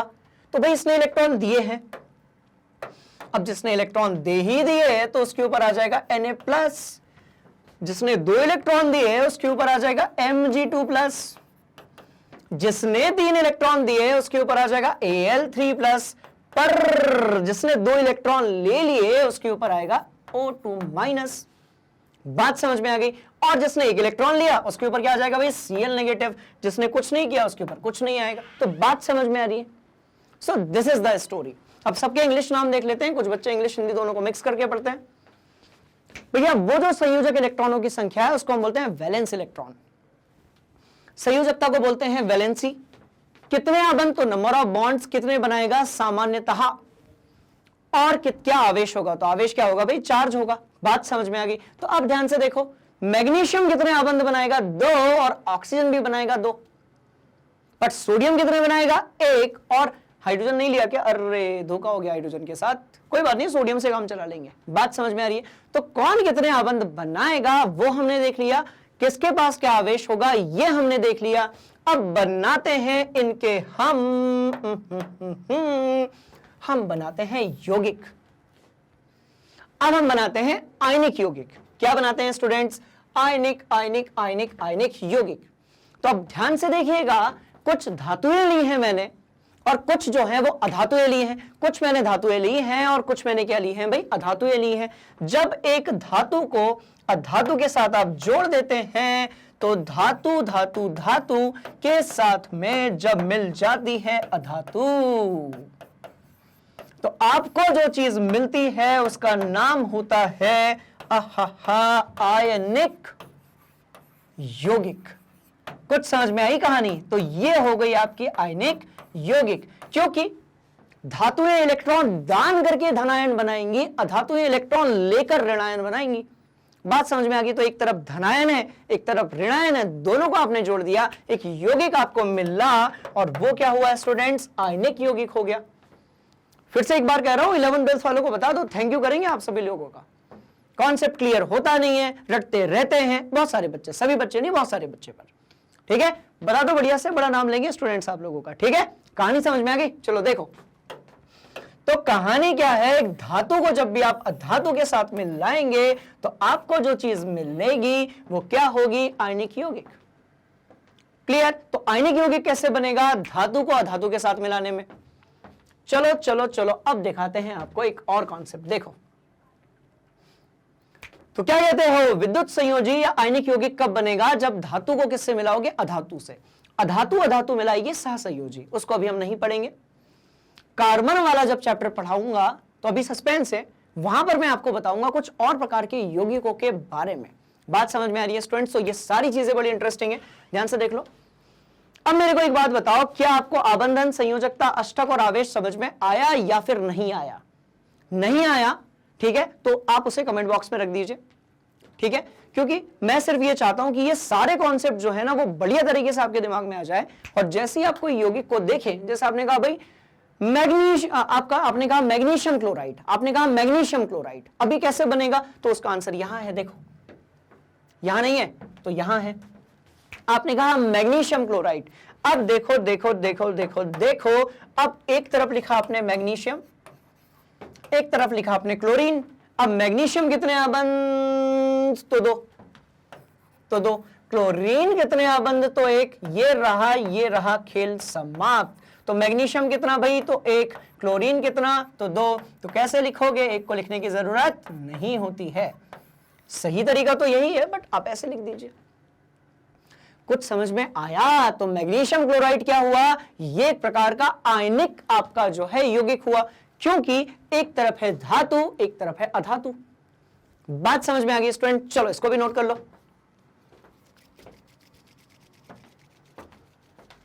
बढ़िया से नोट कर लो। चलो स्क्रीनशॉट कॉपी में नोट किया जाएगा और अब करेंगे सवाल। अब देखो, अब आप जितने चाहो उतने आयनिक यौगिक बना सकते हो, आप उसका नाम भी दे सकते हो, आपको किताब में देखने की जरूरत नहीं है। आपको किताब से ज्यादा सिखाएंगे आज, कक्षा 10वीं की किताब से, है ना। ऐसे तो बच्चों किताबों से ज्यादा किसी को नहीं आता है, बट कक्षा 10वीं की जो किताब है उससे ज्यादा सिखाएंगे आज इस क्लास में। ठीक है, चलो मैग्नीशियम ले लिया, क्लोरीन ले लिया, अब क्या करेंगे? अब कोई भी दो उठा लो यार, क्या फर्क पड़ता है? क्लोरीन फ्लोरीन, कोई भी धातु अधातु उठा लो, कोई फर्क नहीं पड़ता। देखो क्यों नहीं पड़ता? अब लेता हूं एल्यूमिनियम। अब क्या लिया? तो अब मैंने लिया स्टूडेंट्स एल्यूमिनियम, एक तरफ क्या लिया मैंने? ऑक्सीजन। अब एल्यूमिनियम जो है आपका कितने आबंध बनाता है? कहां गया? 3। ये रहा 3। ऑक्सीजन कितने बनाता है? 2। अब एल्यूमिनियम बनाता है 3, ऑक्सीजन बनाता है 2, तो एल्यूमिनियम की संख्या 2 और ऑक्सीजन की 3, तो ये हो गया Al2O3। अब ये कैसा होगा? तो आयनिक होगा। क्यों होगा? तो एक तरफ धातु एक तरफ अधातु है, और नाम क्या होगा? तो एल्यूमिनियम ऑक्साइड होगा। बात समझ में आ रही है? तो बड़ी सिंपल सी कहानी है। तो धातुएं और अधातुएं आपस में किस प्रकार से क्या करती हैं भाई? अभिक्रिया करती हैं, उसको अपन ने समझ लिया है। एकदम सिंपल सी कहानी, चलो नोट कर लो। ठीक है, कोई दिक्कत वाली बात, सवाल ही नहीं पैदा होता। तो ये बन गया आपका एल्यूमिनियम ऑक्साइड। और क्या हुआ भाई? एल्यूमिनियम ऑक्साइड है तो क्या हो गया? तो Al2O3 हो गया। अब एक काम करते हैं, एक धातु और लेते हैं, एक धातु और एक अधातु लेते हैं और देखते हैं कुछ और हो सकता है क्या। समझ में आ गई कहानी? कोई डाउट यदि फिर भी है तो पूछ लिया जाए कमेंट बॉक्स में। ठीक है, अब देखो क्या कहते हो, किसकी जोड़ी बनाए इस बार? है ना, केमिस्ट्री है, और यहां पर बनाएंगे आप और मैं मिलकर जोड़ी अलग अलग धातुओं की और अधातुओं की। क्या कहते हो, सोडियम ऑक्सीजन निपटा दें। चलो ये रहा सोडियम, ये रहा ऑक्सीजन, ये रहा एक, ये रहा दो, ये रहा ऐसा, ये रहा ऐसा, ये बन गया Na2O, सोडियम ऑक्साइड। क्या बनाए स्टूडेंट्स, सोडियम ऑक्साइड। एक और बनाएंगे, बात समझ में आ रही है, जितने चाहे उतने बनाएंगे, तो घर की खेती है अपने, ठीक है। अब देखो ये रहा एल्यूमिनियम, ये रहा क्लोरीन, इधर पे रहा 3, इधर पे रहा 1, ये और मुझे मिला AlCl3। क्या कहते हो, बात समझ में आ रही है। तो मुझे क्या मिला, AlCl3 मिल गया। इजी या मुश्किल, तो ऊपर मिला सोडियम ऑक्साइड, नीचे मिला एल्यूमिनियम क्लोराइड। अब आपके ये समझ में आ गया होगा कि यदि आपको इस तरीके से सभी तत्वों के बारे में पता चल जाए तो आप किसी भी कंपाउंड को सुनकर बना सकते हो उसका सूत्र। तो क्या एल्यूमिनियम ऑक्साइड क्लियर हो गया, क्या सोडियम ऑक्साइड क्लियर हो गया, क्या ये सारी चीजें क्लियर है? इसको कॉपी में नोट करो। मैं आपको लेकर चल रहा हूं आयनिक जो आपके यौगिक होते हैं उनके दूसरे गुण धर्मों के बारे में। इसको बढ़िया से नोट करो। हो गया स्टूडेंट्स, नोट कर लिया? एकदम सिंपल सी कहानी है। कहानी जो है वो पूरी की पूरी अब हो चुकी है क्लियर। चलिए ठीक, तो आप अब एक एक मुझे जो मैंने क्लास में बताए हैं इसके अलावा जितने भी उदाहरण हैं आप मुझे कमेंट बॉक्स में बनाकर दिखाइएगा। बात समझ में आ गई? क्योंकि कॉन्सेप्ट तो सीखना है और ऐसे सीखना है कि कहीं दिक्कत नहीं जानी चाहिए, ठीक है। अब देखो हो गया, धातु अधातु क्या बनती हैं, तो आयनिक यौगिक बनाती हैं। कैसे बनाती हैं तो समझ लिया है हमने, ठीक है। इनका काम है इलेक्ट्रॉन देना, इसका काम है इलेक्ट्रॉन लेना। जिसने इलेक्ट्रॉन दिया, अब सोचो कोई किसी को उधार देता है तो उसको याद रहता है कि मैंने उधार दिया है, वो याद रखता है जिसको उधार दिया है उसको। अब जिसने उधार लिया है वो इसलिए याद रखता है, वो बताता नहीं है, वो बच टालने की कोशिश करता है, बट वो इसलिए याद रखता है कि मैंने उधार लिया, तो भूलता कोई नहीं है। तो इसने इलेक्ट्रॉन दिया, इसको हमेशा धातु याद रहेगी। इसने इलेक्ट्रॉन लिया, उससे इसको हमेशा धातु याद रहेगी, और दोनों के बीच में होगा एक आबंधन। उसको हम बोलेंगे आयनिक यौगिक या फिर विद्युत संयोजी यौगिक। चलो ठीक है। अब देखो, अब आयनिक यौगिक, और कौन से आयनिक यौगिक के बारे में बात हो रही है, जिसके बिना स्वाद जो है वो बनता भी है और बिगड़ता भी है। यानी कि मैं बात कर रहा हूं स्वाद अनुसार। स्वाद अनुसार NaCl क्या है स्टूडेंट्स, तो ये है हमारा नमक। NaCl क्या है, तो ये है हमारा नमक, स्वाद अनुसार नमक। बात समझ में आ गई? चलिए, तो आयनिक यौगिक क्या होते हैं ये तो हमने देख ही लिया। अब आयनिक यौगिकों के हम देख लेते हैं स्टूडेंट्स गुणधर्म, है ना। चलो नोट कर लो।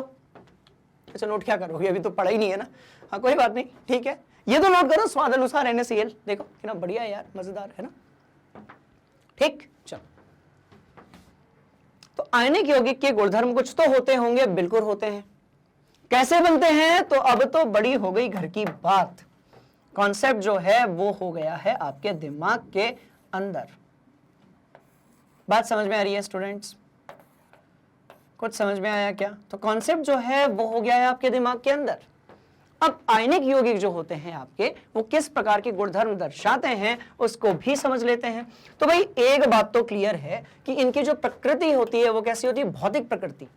और कैसी होती है, तो देखिए कठोर होते हैं, मजबूत नहीं होते हैं, कठोर होते हैं। दोनों में अंतर है। दृढ़ होते हैं, जिसको जैसे अब ये पेन है, राइट, तो अब इसको मैं ऐसे, ये कठोर है बट ये मजबूत नहीं है, इसको मैं ऐसे करूंगा तो टूट जाएगा। अभी नहीं तोड़ूंगा, क्लास खोलने का फिर। बात समझ में आ रही है? देखो तो कैसे होते हैं, कठोर होते हैं, मजबूत नहीं होते हैं, है ना, मजबूत नहीं होते हैं। इसलिए जो नमक होता है उसको आप टच करोगे तो कठोर दिखेगा, दृढ़ लगेगा आपको टच करने में नमक। पर आप यदि उसको ऐसे क्रश करने की कोशिश करोगे, आप उसको यदि सील बट्टे में ऐसे कूट दोगे तो नमक का पाउडर बन जाएगा। इसका मतलब मजबूत नहीं होते हैं, कठोर होते हैं पर मजबूत नहीं होते हैं। ध्यान से समझ में आ रही है बात? पर क्या होगा, गलनांक और क्वथनांक बहुत ज्यादा होगा। गलनांक और क्वथनांक कैसा होगा स्टूडेंट्स, तो बहुत ज्यादा होगा। कैसा होगा, तो बहुत ज्यादा होगा, बहुत ज्यादा होगा। क्यों होगा, क्यों होगा, क्यों होगा, तो हम जानते हैं कि एक तरफ धनायन है और एक तरफ ऋणायन है, जिसने आपस में मिलकर बनाया है आपका आयनिक यौगिक। बात समझ में आ रही है? तो एक तरफ धनायन, एक तरफ ऋणायन, और उसने मिलकर क्या बनाया भाई, आयनिक यौगिक। अब एक तरफ पॉजिटिव है, एक तरफ नेगेटिव है, भयंकर आकर्षण बल लग रहा है दोनों के बीच में। इससे क्या होगा कि उस आबंधन को तोड़ना बड़ा मुश्किल होगा। समझ लेते हैं, क्या कहते हो, समझ लेते हैं, समझ लेते हैं, बिल्कुल घबराने की जरूरत नहीं है। तो ये रहा आपका सोडियम, अच्छा ऊपर बना हुआ है, कोई बात नहीं, और ये रहा आपका क्लोरीन। ये लो, ये लो, ये लो, ये लो। अब कुछ बच्चे बोलेंगे सर सोडियम छोटा क्लोरीन बड़ा, ऐसा का है, गाड़ी पलट जाएगी। तो बच्चों इसलिए क्योंकि क्योंकि क्योंकि क्योंकि आपका जो सोडियम है उसके पास 2 ही ऊर्जा कक्षा है, क्लोरीन के पास 3 है। ऐसा क्यों है? ऐसा ये है, ये देखो, ऐसा इसलिए है। सोडियम के पास 2 ही ऊर्जा कक्षा है। पहली कक्षा होगी, अरे पहली कक्षा होगी, फिर दूसरी कक्षा होगी। क्लोरीन के पास 3 ऊर्जा कक्षा है। अब क्या होती है? कक्षा 9वीं, परमाणु की संरचना, सब पढ़ाया गया है। बात समझ में आ रही है? ये लो 3 कक्षा, तो 3 कक्षा होगी तो क्या होगा? बड़ा होगा ना। तो क्लोरीन हमेशा बड़ा होगा, सोडियम हमेशा, सोडियम का जो आयन है वो कैसा होगा? वो छोटा होगा। क्लोरीन का जो आयन है जिसको आप ऋणायन कह रहे हैं वो बड़ा होगा। सोडियम बड़ा, क्लोरीन छोटा, छोटा, छोटा। चलो आगे बढ़ेंगे, यहां पहुंचे। अब क्या है भाई, इनके बीच में लग रहा है भयंकर वाला आकर्षण बल। इनके बीच में लग रहा है भयंकर वाला आकर्षण बल, भयंकर आकर्षण बल। इसको कैसे तोड़ोगे? अब जब इसको तोड़ ही नहीं सकते तो इसका जो गलनांक और क्वथनांक होगा वो कैसा होगा? बहुत ज्यादा होगा, क्योंकि सभी अणुओं के बीच में लग रहा है भयंकर वाला आकर्षण बल। सभी के बीच में क्या लग रहा है स्टूडेंट्स? भयंकर वाला। तो क्वथनांक और गलनांक कैसा होगा? बहुत ज्यादा, क्योंकि यहां लग रहा है भयंकर वाला आकर्षण बल। तो क्या लग रहा है? तो भयंकर वाला लग रहा है आकर्षण बल। क्या लग रहा है स्टूडेंट्स? भयंकर वाला लग रहा है आकर्षण बल। कहानी समझ में आ गई? तो भयंकर आकर्षण बल लगेगा तो उससे क्या होगा? उसको जो दूर करना है वो थोड़ा होगा मुश्किल। अब जब दूर करना मुश्किल होगा तो उसका गलनांक यानी कि वो तापमान जिस पे कोई भी ठोस द्रव बन जाता है, या फिर क्वथनांक यानी कि वो तापमान जिस पे कोई भी द्रव गैस में परिवर्तित हो जाता है, वो बहुत ज्यादा होगा स्टूडेंट्स। कहानी समझ में आई? अब देखो, इजी या मुश्किल नोट कर लिया जाए। अब बात करेंगे घुलनशीलता की। अब घुलनशीलता क्या है? तो अलग अलग चीजों में हो सकती है, बट हम सामान्यतः घुलनशीलता मापते हैं जल में। अब NaCl को डाला किसमें किसमें किसमें किसमें? तो आपने डाला इसको जल में। रुको, जल में डालते हैं, जल में डालते हैं। रुको, ये डाला जल में, ये लो, ये डाल दिया जल में, ये बीकर लिया है, डाल दिया जल में, है ना। अब देखो खेल, ये देखो, अब डाल दिया भाई इसको जल में, ठीक है। अब क्या होगा, क्या होगा तो देख लेते हैं। ये लो,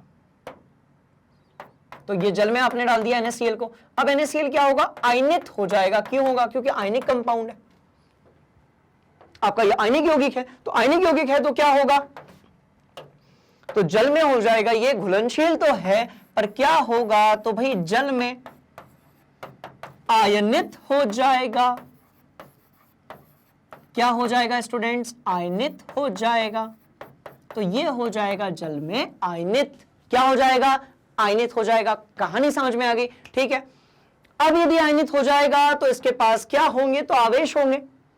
आयन कितने प्रकार के होते हैं भाई? 2 ही प्रकार के होते हैं, ऋण और धन। और उसके पास क्या होता है? तो आवेश होता है, चार्ज होता है। तो यदि आयनित हो जाएगा तो विद्युत चालकता भी तो होगी ना। कहने का मतलब यह है कि सारी चीजें आपस में कनेक्टेड है। बस आप एक बार शिद्दत से क्लास में बैठकर मन लगाकर कॉन्सेप्ट को पढ़ लीजिए। आपको दोबारा जो है, और उसके बाद बहुत सारे सवाल लगा लीजिए।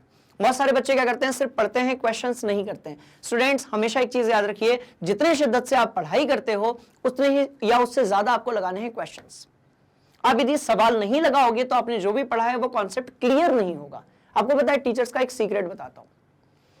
जब टीचर्स लोग ऐसा पढ़ाना स्टार्ट करते हैं तो डे 1 पे या पहले साल में कोई भी एक्सपर्ट नहीं बनता। पर क्या होता है कि आप लोगों को सवाल कराते कराते कराते जो कॉन्सेप्ट होता है वो क्या होता है भाई? वो क्लियर हो जाता है। अब ये जो सारी चीजें मैं यहां पर आपको करवा रहा हूं, कोई किताब थोड़ी है मेरे पास, या नोट्स थोड़ी बनाकर लाया हूं मैं। कैसे? तो ऐसा अचानक से तो मेरे को नहीं आ गया या आपके शिक्षकों को नहीं आ गया ना।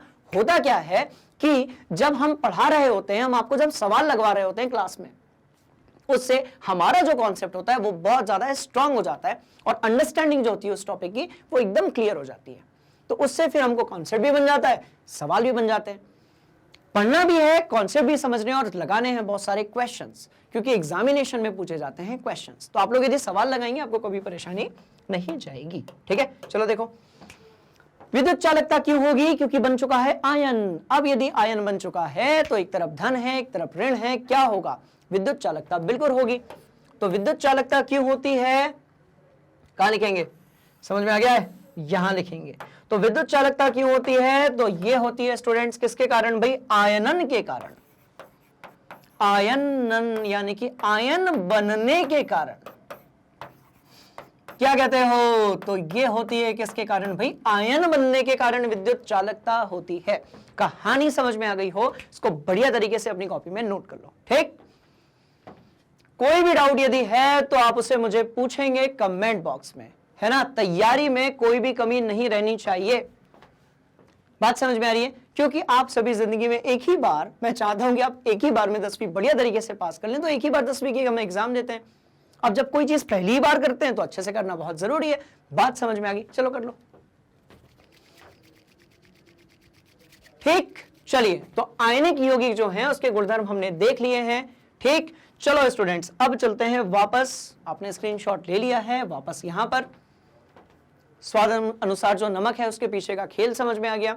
इलेक्ट्रॉन नहीं होते तो नमक नहीं होता। बात समझ में आ रही है? इलेक्ट्रॉन नहीं होते तो नमक नहीं होता और किसी चीज में फिर स्वाद नहीं आ पाता। तो आप सोचो, यू मस्ट थैंक्स टू, क्या बोलोगे स्टूडेंट्स? इलेक्ट्रॉन्स। और जो क्रेडिट है, क्रेडिट जो है वो किसको जाता है? तो क्रेडिट जाता है आपके अष्टक के नियम को। जिसने अष्टक समझ लिया उसने ये समझ लिया कि किस तरीके से होती है आबंधन। आबंधन, आबंधन यानी बॉन्डिंग। इजी या मुश्किल मुझे कमेंट बॉक्स में बताइएगा। चलिए, यदि ये चीज हो गई है तो हम बढ़ते हैं आगे। इसको भी आप नोट कर लो। चलो जल्दी से एक बार क्लास का रिवीजन कर लेते हैं, क्या कहते हो? चलो पीछे लेकर चलता हूं मैं आप लोगों को। ठीक है, चलो नोट कर लिया ना? चलो पीछे लेकर चलता हूं, चलता हूं, चलता हूं और चलता हूं। क्या सीखा आज? सक्रियता श्रेणी सीखी, पूरी सक्रियता श्रेणी सीख ली। और क्या सीखा भाई? एक धातु जो कि ज्यादा पावरफुल है, ज्यादा सक्रिय है, वो दूसरी धातु को कैसे विस्थापित कर देती है, ये सीखा। बिल्कुल सीखा। इसलिए इस वाले विलयन का कलर बदल गया, इस वाले का रंग नहीं बदला। बात समझ में आ गई क्या? ठीक, कुछ ऐसे ही हमने क्या देखा था? धातुएं एवं अधातुएं किस प्रकार से अभिक्रिया करती हैं? तो भाई कैसे अभिक्रिया करती हैं? आयनिक आबंध, पूरी कहानी क्लियर है। और क्या देखा? तो आयनिक यौगिकों के गुणधर्म देखे। हम इसको व्हाइट बोर्ड के हेल्प से भी समझ लेते हैं। देखो, अरे देखो, देखो और देखो और ये देखो, और इसके पहले भी कुछ है, ये है। क्या हमने ये सारी चीजें बढ़िया से देख ली? क्या हमने ये सारी चीजें बढ़िया से देख ली? तो हाँ जी, बिल्कुल देख ली। और ये देखा क्या? आबंधन क्लियर, संयोजकता क्लियर, अष्टक क्लियर, आवेश तो निपटा दिया हम लोगों ने। ठीक है, और क्या देखा? ये सारी चीजें समझ ली। ठीक, ओ भैया अभी किसी ने भी ज्वाइन किया है क्लास तो इसको स्टार्टिंग से देखिए, यानी कि थोड़ा सा देखिए आगे बढ़ गए। बेटा ये बड़ी इंपॉर्टेंट क्लास है, आपके पूरे कॉन्सेप्ट क्लियर हो जाएंगे केमिस्ट्री के। बात समझ में आ रही है? तो पूरा बढ़िया से देखना। इंग्लिश मीडियम वालों को भी रेफर कर सकते हो, क्योंकि बीच बीच में मैंने जो वर्ड्स हैं उसको इंग्लिश में भी बोला है। ठीक है, तो एक समान ही है, कोई दिक्कत नहीं है। चलो पूरा देख लिया, ये भी देख लिया, क्या कहते हो? ठीक, अब ये देखो। हाँ, तो स्टूडेंट्स ये पार्ट हो चुका है, ये पहले से पढ़ाया जा चुका है। अब जो है अगली क्लास जो होगी उसमें हम पढ़ेंगे धातुओं की प्राप्ति और संक्षारण क्या होता है इसके बारे में। बात समझ में आ रही? तो कैसे पढ़ेंगे उसका भी तरीका बताता हूं। परेशान होने वाली कोई भी बात नहीं है। ये लो, गूगल पे जाइए, मैग्नेट ब्रेन्स हिंदी सर्च कीजिए, सिर्फ मैग्नेट ब्रेन्स करेंगे तो भी काम चल जाएगा।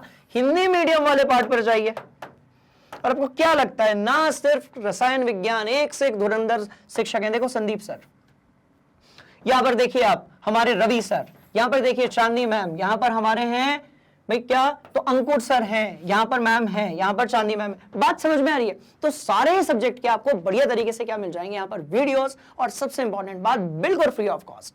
क्लियर? किसी भी प्रकार का पैकेज, कोई भी कूपन, कुछ भी नहीं है, पिछले एक वीडियो में आपने देख लिया होगा, हमारा सिर्फ एक ही उद्देश्य है कि हम जो है चाहते हैं कि आपके दिमाग के अंदर जो कॉन्सेप्ट है वो बढ़िया तरीके से फिट हो जाए और परीक्षाओं में आपका जो रिजल्ट है वो अच्छे से अच्छा है। ठीक है, अब बात कर लेते हैं केमिस्ट्री की। अगली क्लास कैसे मिलेगी? क्लिक करिए, क्लिक किया, आगे बढ़िए, ये लो क्लिक कर दिया, ये लो कर दिया क्लिक। अब हर चैप्टर को हर तरीके से पढ़ेंगे स्टूडेंट्स मैग्नेट ब्रेन्स हिंदी पर। कैसे?